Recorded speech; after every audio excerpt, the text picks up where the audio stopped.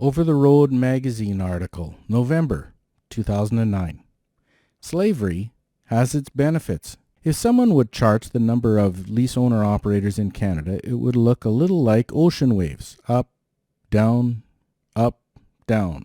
Without a doubt, things have been going down and down for a long time. More and more operators are hanging up their keys or having them taken away. However, there is a mild insurgence of new operators taking up the challenge. It appears some drivers who can't seem to get a company job have been convinced that independence is their only option. Unfortunately, they may be right. If their driving abstract is longer than their arm, temper shorter than their baby toe, their options this last year has been limited indeed. Taking over a lease may be the only way to ensure employment.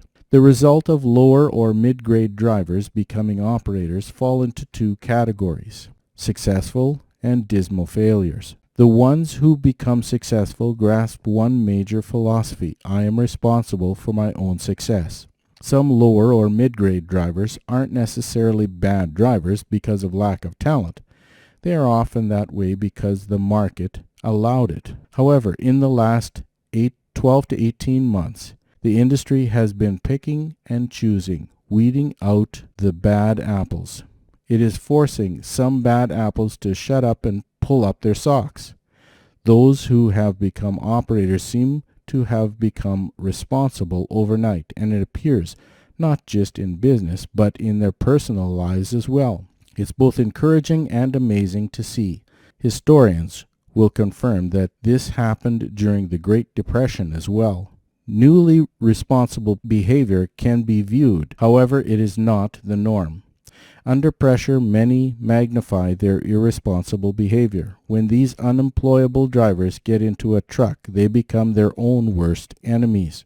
Since they no longer have labor boards and easy mobility on their side, they are on their own.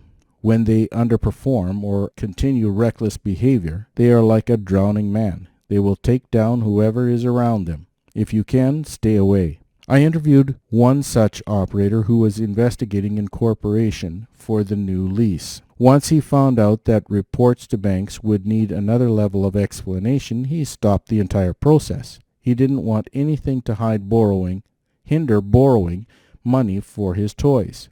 Even though the incorporation and using the per diem system would save him over $700 per month in taxes, he refused. In other words, he would rather pay an additional $8,000 in taxes every year so that his short-term borrowing power would be magnified. From the study of history and human behavior, slavery has some pretty compelling arguments.